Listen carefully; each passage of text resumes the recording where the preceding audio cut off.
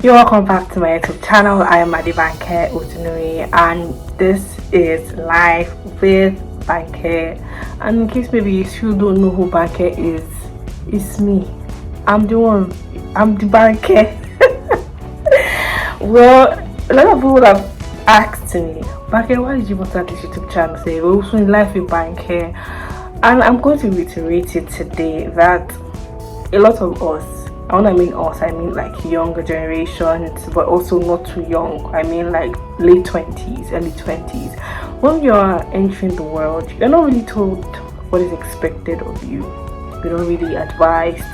You are just told, read your books, pray to God, go to work early. But many times we don't even know what is expected of us. So we go out into the world, we make mistakes, we damage our career before they start, and things get a bit like hard and things get a bit complicated and messy and everything. But today I want to talk about something else, not office work. I beg you to have a social life.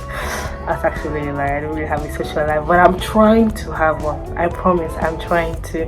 I promise you, I don't listen to babies cry every day. I actually do. These babies cry a lot. Anyways, but moving on. So after the break, anyway, you probably already know what I'm talking about today, and I'm talking about loneliness. Really why I'm trying to be pumped to talk about loneliness is because I don't want it to be like you're lonely, I'm so sorry, you'll be fine. I want it to be like a yuppie conversation, you get, because you are the person that you will spend the rest of your life with, except maybe when you are sleeping or when you're in coma. Even when you're sleeping, you're with yourself, you get. So you need to know how to be comfortable with yourself no matter what happens. So I'm going to be talking about ways to navigate loneliness on your own, but we'll go straight to that conversation after this short break.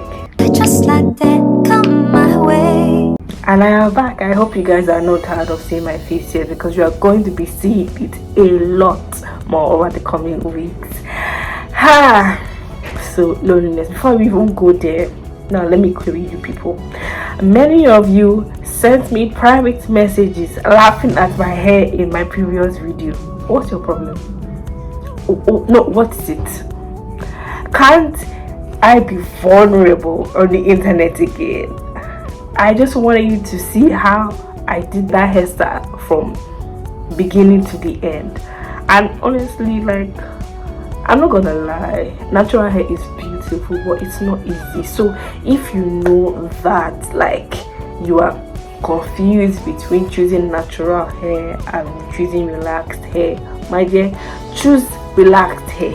And this is not me even trying to advertise for them relaxes and everything. I don't like them. I don't use them. The reason why I'm saying this is because the amount of effort you put into natural hair, you could put half of that into relaxed hair and it's okay. But for natural hair, anyways, that's just by the way. But for all these people that were laughing at my hair, well done. Anyways, let's cut to the chase. So how do you navigate loneliness when you can't be with anybody at the moment? So first of all, I want to say that being lonely is a normal part of life. We're human beings. God did not create us to be alone. God didn't create us to be an island. No, God created us to interact with people, to love people, to sympathize, to empathize, to relate. Sometimes we find ourselves wanting those human interactions, and unfortunately they are not available, and there are a lot of things that could cause the social interactions to not be available. Number one is maybe you move to a new country, the jackpot we're good on Nigeria at the moment. Maybe you move to the UK or Australia or somewhere where you don't have anybody and you find yourself lonely. You don't know about their cultures, you don't know about what's going on in the country like that, and you find yourself lonely. Another thing that can cause loneliness is a breakup. Maybe you are having relationship drama, relationship issues. You find yourself single after being in a relationship, a romantic relationship for a particular amount of time, and all of a sudden you find yourself single. that can also be the cause of your loneliness. Another thing that could cause loneliness for you is your self-esteem. Maybe you have a low self-esteem and you often need people around you to validate your feelings, to validate your decisions, to validate you as a person. I do not subscribe to this. I hope that everyone that has a low self-esteem, that you will work on it and that you will gain confidence and trust in yourself. But this is a leading cause of loneliness. And nothing, the last one that I would mention, there are whole lot of things. And nothing that I would mention is the death of a loved one. Maybe your best friend died, or your parent passed on, or your siblings, or someone you loved passed on, and you find yourself being unable to move on. So even if there are people around sympathizing with you, telling you, "Well, sorry, it is well, and may their souls rest in peace," you realize now that you will never see this person ever again, and you are grieving and you are sad and everything. And I mean, I read something somewhere that grieving doesn't really start until the day of the burial. Because I lost a close family member this year around April, May, and so when I first heard it, I cried, I was sad, I prayed to God that God please bring this person back. The person didn't come back. And I mean, eventually I moved on. But after the burial, I found myself shattered. Because now I see that, like, maybe the part of me that was being ignorant or that wanted to form like it's a lie, he's not gone, he's coming back, God can still do it, and there's this finality about a burial service and the funeral, and you actually seeing the casket enter into the ground. There's something about it that strikes a chord in your heart and makes you understand that, or makes you realize, if you haven't realized, this person is actually gone. I will never hold this person again. I will never hug or talk to this person for them to respond to me. I will never call them and they pick up. I will never hear their voice again. And if you're dealing with grieving, and if that is the cause of your loneliness, I am so sorry, and I just encourage you, just hold on. Grieving is a journey. There is no rush. There's no destination. The person is gone, yes, but you need to go through your grieving process.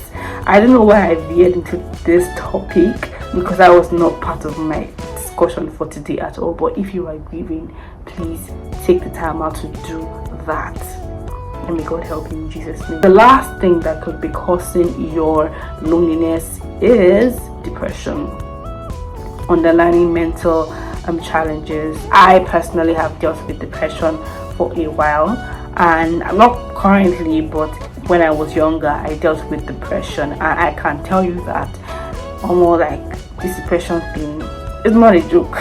God, like, it's not a joke. I was able to get over mine through a series of strategies and repeated actions and everything. But almost like, if that is your case, please go and see a mental health provider. The reason I say that is because depression can push you into so many things that it is not fun. So please go see a mental health provider or a mental health expert. I'm not even going to dwell on loneliness like that, because a lot of us, in building our lives, in making decisions, in trying to get to that place where we want to be, in trying to become that boss lady or boss man, sometimes you find yourself lonely or alone. Maybe you're on leave, you say you just want to take a break, but even in the break you are lonely, you miss work and everything. And basically this video is to just talk about the ways that you can navigate that loneliness alone. How can you, should I say, enjoy loneliness, being alone? How can you enjoy being alone? I think that's the right term. What are the things that you can do when you're alone, when you don't have people around you, when you can't really have people around you? During the COVID-19 lockdown, a lot of us had like mental health breakdowns because we couldn't go out. We couldn't do things that we normally did for human interaction, and we found ourselves alone at home. Even people like me who work in the media and still had to go out and work and everything, it was hard because you can see someone but you can't even really talk to them. You can't hold their hand, you can't extend your hand for a handshake. For some of us who are close to maybe have a close work friend, you can't even hug them. It costs a lot of things, and although I would not advise anybody to do some of these things for a long period of time, but I also ask that you do not stay alone or allow yourself be lonely for a long time, because that is just asking for something that you are not ready for. So let's cut to the chase. Just like that, come my way. Number 1, cry.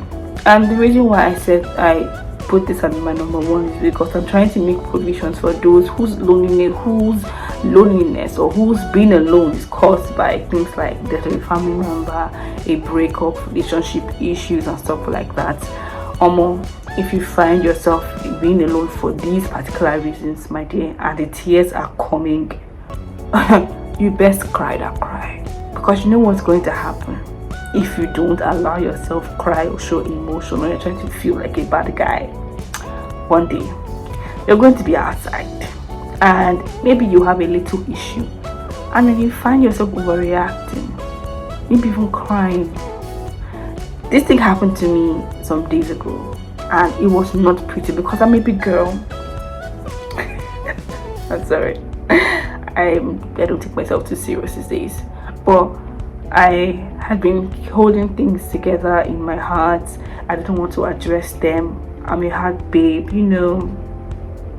I'm a boss. We don't cry here. Tears, we don't do that here. And I went out for a party, and somebody spoke to me in a very somehow way, and oh my god, I had to excuse myself when I saw that I was about to start crying. And I'm like, okay, where is all of this coming from? Like, this guy is a stupid guy, excuse my language. You know that he's not all right, and he is in the wrong, so why is it affecting you so much? And besides, he didn't really even do anything to you. So when you're dealing with something emotional and you don't allow yourself to express those emotions, they will come out one way or another. I was watching a movie some days ago, I think about 2-3 days ago, and this woman lost her husband, or rather lost the person she was supposed to marry. The man died on the day of the wedding, and when she first heard, she didn't cry. You know, but an Indian movie, so she just walked somewhere in a very dramatic way, and she just fell down on her knees and just looked up, and she was just silent, and she fainted. And the next scene, she's on the bed, eyes open, and just staring motionless, and then people around her are like, we need to make this woman cry, because until she cries, she cannot move on. Until she cries, she cannot find that closure. And a person who doesn't cry when they hear a very bad news like the death of a family member, that person most likely has some mental health challenges, or will have mental health challenges if they do not express that grief. So please, if you need to cry, the tears are coming. If you're outside and you're feeling lonely and you feel the tears coming, enter bathroom, enter toilet, cry the cry, clean your eyes. If you're a lady and you put on makeup, you adjust your eyeliner and your powder. The points that I'll be listing here are points that I do when I am in a lonely bubble and I cannot but find myself in that bubble. Everybody else is busy.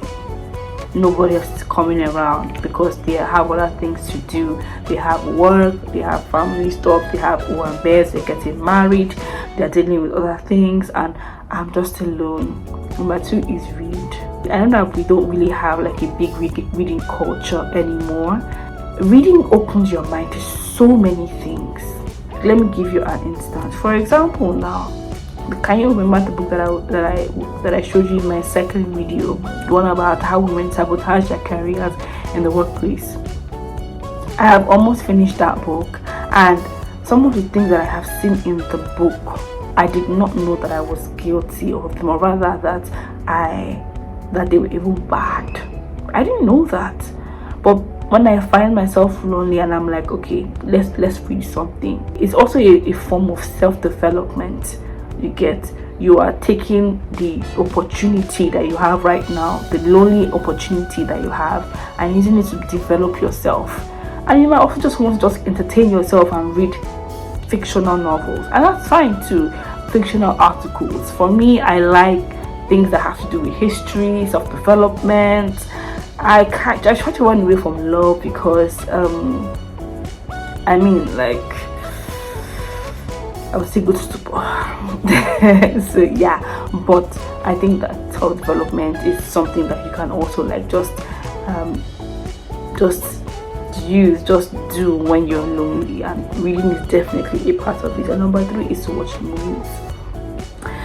I think this really goes without saying. I don't think I even need to expand shit on this. Sometimes movies are just the best. I try my best not to expose myself to anything that has to do with romance, love, and whatnot. Not because I hate love, but because sometimes after the movie, it opens you up to emotions that you're not ready to really confront. You are single to stupor, but yet you're seeing how this girl and this guy got together, and regardless of all of the issues they faced, they held on to each other. But yet, Undubisi that stays in Surulere, ordinary small fight, he's already saying he's not doing it again. You want to die? I beg, let me go and watch my action film, or my horror film, or thriller, or suspense, or something, or comedy. I beg, leave anything with concern love for now. Leave me out of it. But honestly, that's just by the way. I'm just joking and all. But for me, I just, especially when I am not in a relationship, anything that has to do with love, I try to avoid. Number 4, learn a skill. What is that thing that you've always wanted to learn how to do? Learn it. Even if you don't have the money, at least you have internet. For you to be watching this video, that means you have internet. Go on YouTube, and like I will say that I've said it before, that YouTube is like one of the greatest inventions of our time. There is almost nothing that is not on YouTube. So if you have that skill, you have a skill that you've always wanted to learn about, or you already have the skill, you already learned the skill, but you want to up it, go watch a video about it. There's almost nothing about nothing that you cannot find on YouTube. Nothing. And maybe you already have a hobby, but you want to see how else you can express that creative outlet of yours.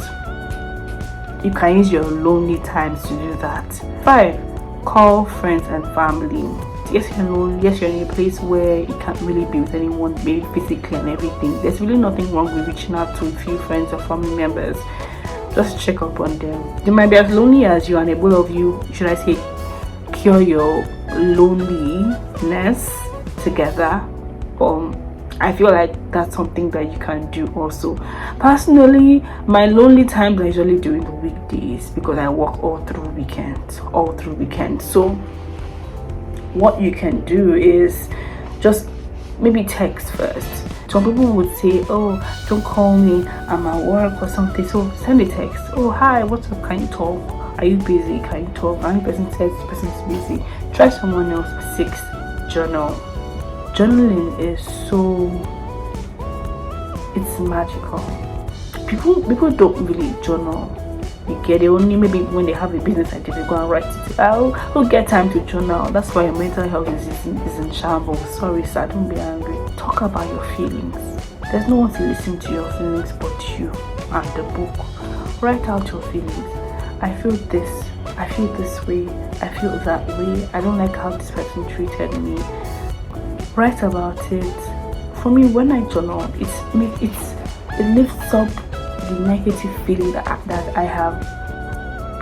has been inside of me as regards a certain situation. For example, now I went through a breakup some years ago. I didn't know what to do. I was insufferable. I was everywhere emotionally. See, there was almost nowhere no cry. I cried in the bus because at that time I wasn't driving. I cried in the bus. I cried at the office. I cried at home. I cried while eating. I cried myself to sleep. I was so insufferable. My best friends were not even around to even Banke, sorry, to even sympathize, empathize, comfort me. So I was very alone at that point. Do you know what my turning point was? It was when I began to journal about my feelings, write out what I liked and hated about this person, write out why I needed to leave this person, write out why this person is not good for me. And anytime that I would feel the need to call them or text them, I miss you, I want you back, I would always go back to what I have written in my own hand and write and say, you cannot go back to this person because of 1, 2, 3. Yes, you like this about him, but because of this reasons, you will not have worked out with him. Your relationship with him would not have worked out. So why are you disturbing yourself? And I feel like this helps with a lot of situations, not just relationships. This is just the example that I'm giving because that is what is coming to my head right now. And number 7, you can pray. I know some of you are not religious. I know some of you are not, you don't believe in God, or you're not a Muslim, or an atheist or something, but you can pray. I am a Christian and I pray to God. For Muslims, obviously they pray to Allah, and for atheists, I feel like something I could do for yourself, and maybe even Christians and Muslims can do this, is talk to yourself, talk to your spirit. There was a time when I was going through some stuff at the office, not my previous workplace, but like 2 workplaces ago, and I was in an emotional mess. Every time I would go to the office, I would feel shame. I would feel alone. I would feel ashamed. I would feel like I had messed up. But you know what brought me out of that? I didn't go and talk to any big boy, any mentor or role model. No, do you know what I did? I started talking to myself. I'm not like a crazy person, no. I didn't say go and talk to yourself like a crazy person. No, I didn't say that. No. I did not carry you and go and jump you in a yaba left. No. This is what I started to do. I'd always say in my mind, Adebanke, don't worry, you are good. I'd always say, Adebanke, don't worry, better things are happening. I'd always say, Adebanke, see, you know where you are going to end your life. It's okay, you will not be here forever. If someone says something hurtful to me and I can't respond, just say, Banke, don't worry. Everything that person has said, the person has said it from their own point of view. They don't know you like you know you. I told myself that, Banke, you're good. Forget all this one, you're good. How many people your age have gotten to where you have gotten to? I started to talk to myself. I started to fix my spirit, and that will lead me to my next one, affirmations. The power of affirmations, guys. Hey, the power of affirmations, crazy. Why? Because you're talking to yourself, you're talking to your spirit. And I always say that human beings, we are so much more powerful than we think we are, than we actually give ourselves credit for. Because whatever you say into your life, you will get it. If you're always saying, even when you have money, you will find yourself working towards you being broke. So that's why I always say affirmations for myself. What I want in my life? I want to be the next Oprah Winfrey. Obviously, I'm trying to work towards being the next Oprah, but I mean, I'm not going to say because I'm not anything right now. I'm just going to just like shut up and everything. No, absolutely not. I'm going to say what I want to see in my life, and I feel like you also can also do that. Pray and also speak affirmations into your life. I am this, I am a queen, I am better than my yesterday self. Learning, I am wise, I am no longer foolish. I'm learning, I'm smart, I'm intelligent, I'm beautiful. All things are working to my favor. Stuff like that. You get, I don't really, I would have said that let me give you a link to affirmations, but these affirmations, they are practically everywhere. What do you want? I believe that you should make your own affirmations. I believe that you should formulate your own affirmations, because you know what you want to see in your own life. So why don't you write down your own affirmations, and then from there begin to say them into your own life. You don't even have to be lonely to do this, but just that many times you can't really write your own affirmations when you are with other people, or when you don't really feel lonely. You get the creative thinking process that comes upon you when you are feeling lonely, when you are alone with yourself, is different from that which you would have when you are interacting with other people. You get? So I think that's something that you should really do. My next point is personal hygiene. I don't think I would need to talk about this. When you're alone, I think that this is the best time to do all those things. Clean your room, in your bed, snip, wax, hair, eyelashes if you do that sort of thing, stuff like that. You get? But I don't really think you want to be, when other people are there. Nah. My next point is that you plan for future events, just to make sure that you are tip top and ready for something that is happening to you in your life. Maybe your wedding. Don't mind me. Maybe you have a presentation coming up and you find yourself alone or feeling lonely. Okay, use that time to start preparing for that presentation, because if you do well in that, things can begin to go better for you in your life. You can just plan for future events, or apply for things that you have always said I'll apply for. Chevron application is up at the moment. You don't have money to go to get to your masters, go and apply for Chevron. Commonwealth scholarship application is open, go apply for that. Or there's some company that you've always wanted to work for, or if maybe you don't even know them and all, but you found that that it would be really good for your career journey if you work with them, go apply for them. Like, just take steps towards self-development, take steps towards, should I say, becoming that future you that you want. I always had the dream to be a boss in my own right, to be so good, to be an expert, to be an Olivia Pope of my career life and everything, and I try my best to take all those opportunities.